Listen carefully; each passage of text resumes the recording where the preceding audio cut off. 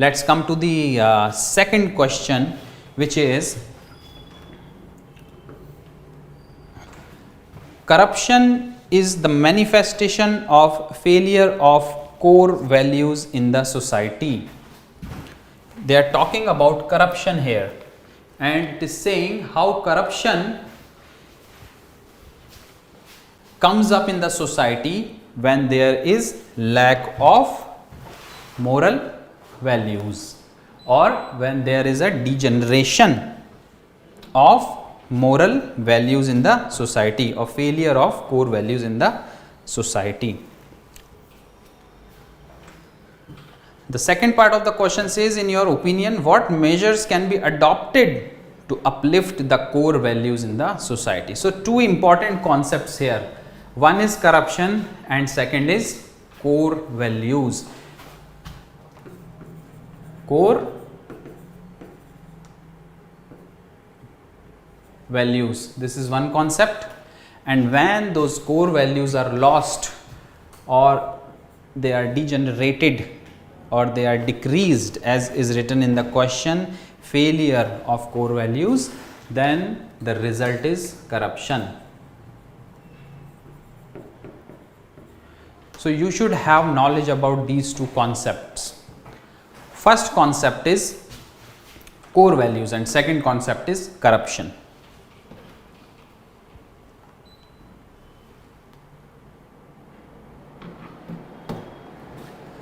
So, to understand how they are interlinked, let us first delve into what corruption means.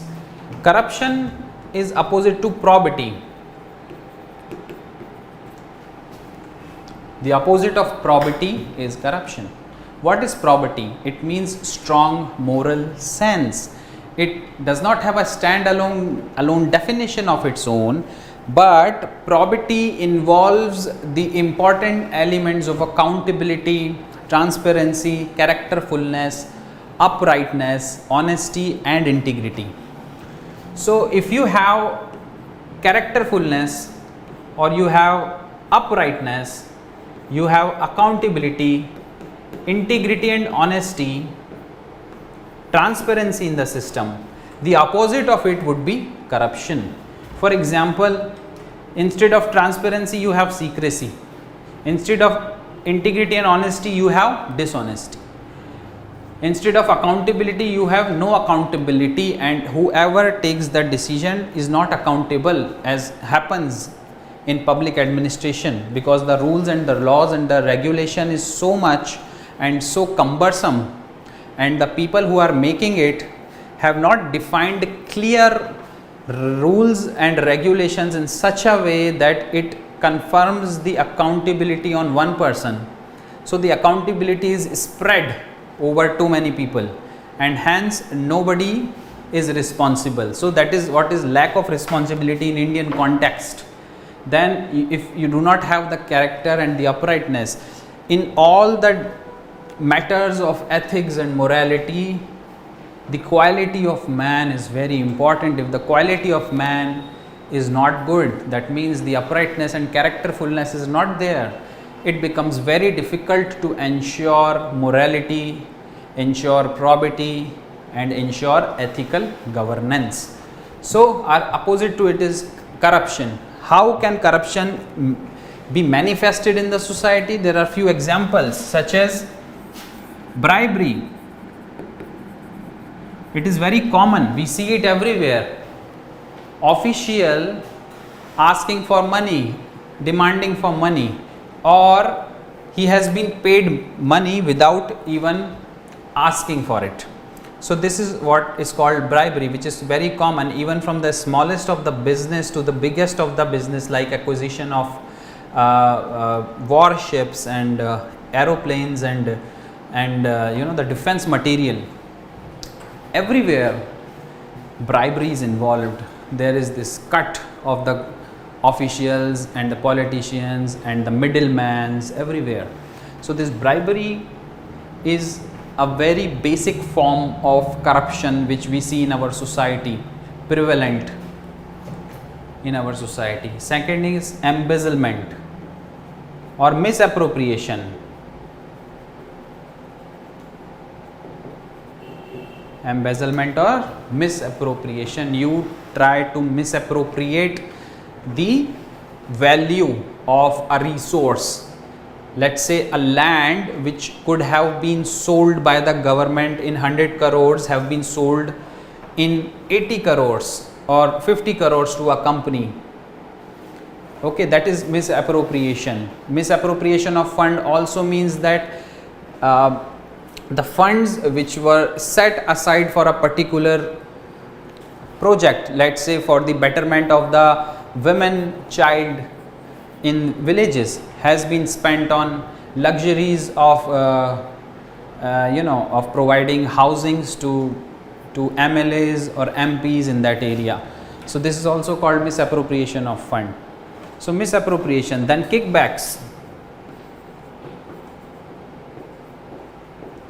If you favor some company, they give you some money or your cut in return, that's called kickbacks. Okay, crony capitalism is another example. Then you have patronage or nepotism. You know very well what is nepotism. You allow only your relatives and your blood relatives and the extended family to sit on a particular post, or you make the work easy for them. That's what is called nepotism. It happens in public services, also in private services. That is why to avoid this happening in public services, there is a concept of examinations. Okay, that anybody who passes the examination and holds the merit will be allowed to hold the post in government. Since government is a model employer, nepotism cannot be allowed in governance. Patronage. So these are few examples of corruption. Now our question here asks that when there is loss or failure of the core values, these things can happen. There will be no more accountability, transparency, characterfulness in the people and also in the instruments of governance, and this all happens because of the failure of the core value. So we should also know what is core value. Value and core value. So we have few constitutional values. What are constitutional values? They are mentioned in our preamble.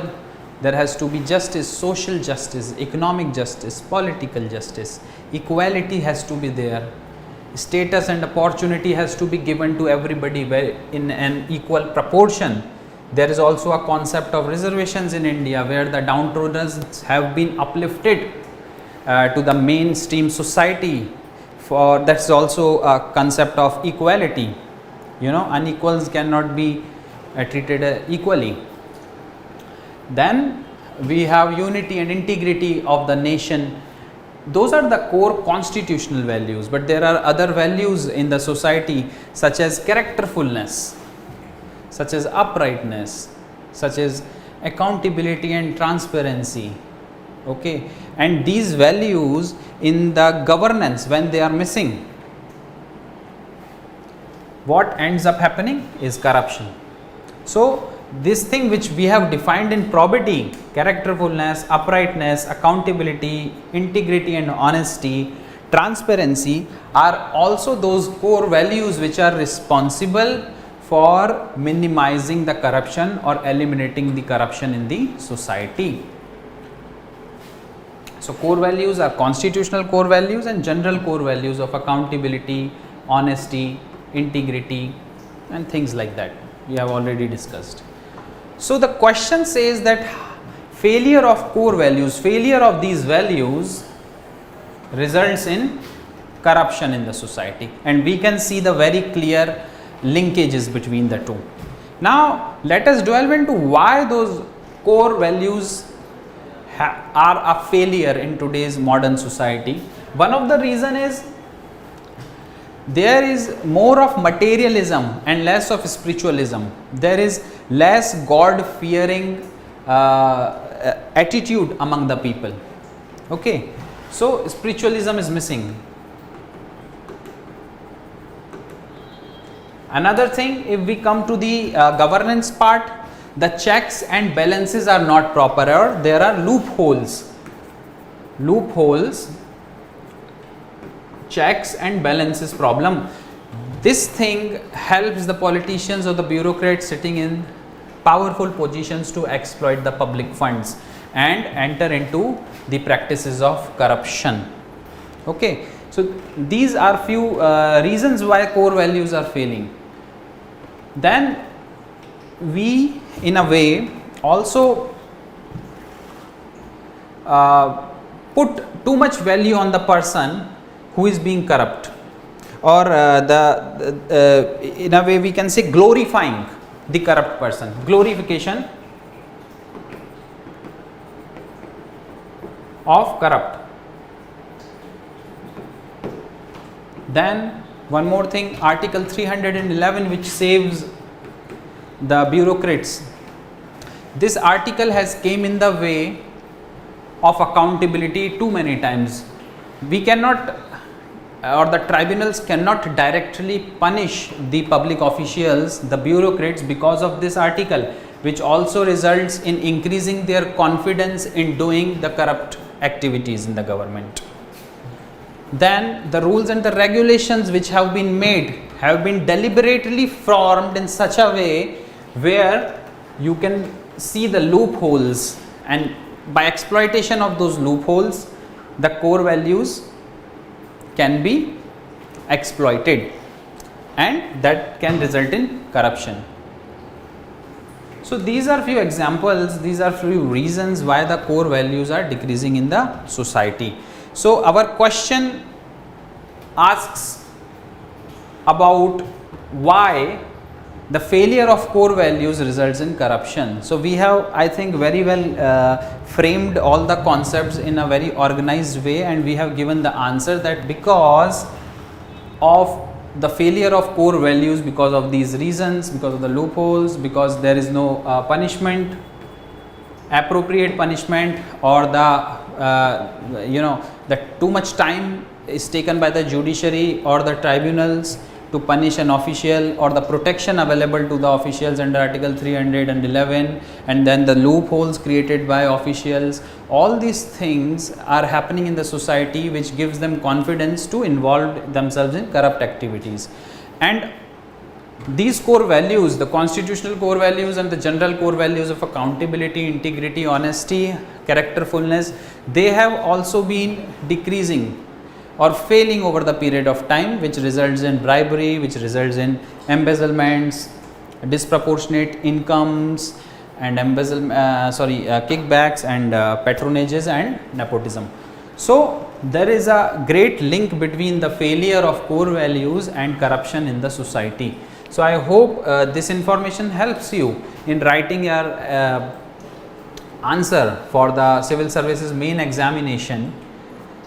You have to give a proper conclusion, and that conclusion also should involve the future way forward. What is the way forward? This question also asks that, in your opinion, what measures can be adopted to uplift the core values in the society? So it is already asking about the future forwards. To uplift the core values in the society, there can be two ways. First is the external way, and second is the internal way. When you talk about the internal way, you have to understand why do you do corruption, why do you get involved in a corrupt activity. The primary reason is to amass wealth for the betterment of the future generation. The second reason is to seek pleasure and happiness. So through emotional intelligence, you can understand what happiness really means, what is joy and what is blissfulness. If we really delve into this concept, we understand that serving other people brings more joy to us than serving ourselves. Public service is more beneficial for our happy mindset and happiness than self-care or selfishness. So you need emotional intelligence and attitude, positive attitude towards the public service. in order to uplift the core values. We also as a society has to stop glorifying the corrupt practices and the corrupt people in the society.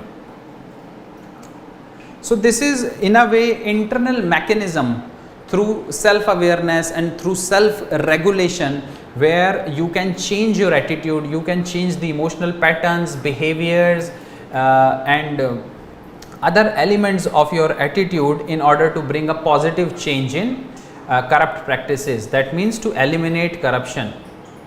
Then there are external ways of doing it.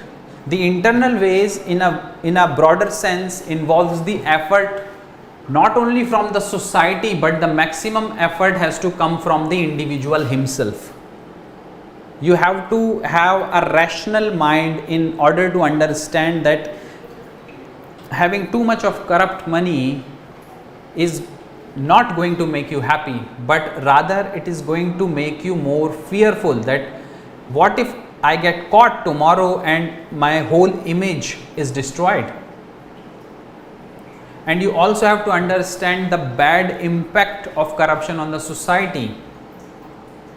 Several people who are downtrodden, several people who are poor, who can get the benefit of a particular scheme, but they are not getting because the public money is going into the pockets of the officials or politicians. So a great deal of self-awareness, a great deal of self-regulation is needed. This is the internal way of solving the problem of failure of core values in the society. We also have an external mechanism of solving it, which comes through the governance practices in India. Organizations such as Enforcement Directorate, Central Vigilance Commission, Central Bureau of Investigations, parliamentary and cabinet committees, social audits. These are external mechanisms to reduce the menace of corruption in the society. So I hope we fully answer the question and the requirement of the question in this discussion, which says that corruption is the manifestation of failure of core values in the society. So corruption is the result of failure of the core values. We have seen how those core values are failing, why those core values are failing, what are those core values, and how the failure of core values results in corruption. Then again we have seen how through internal mechanisms and external mechanisms those core values can be restored.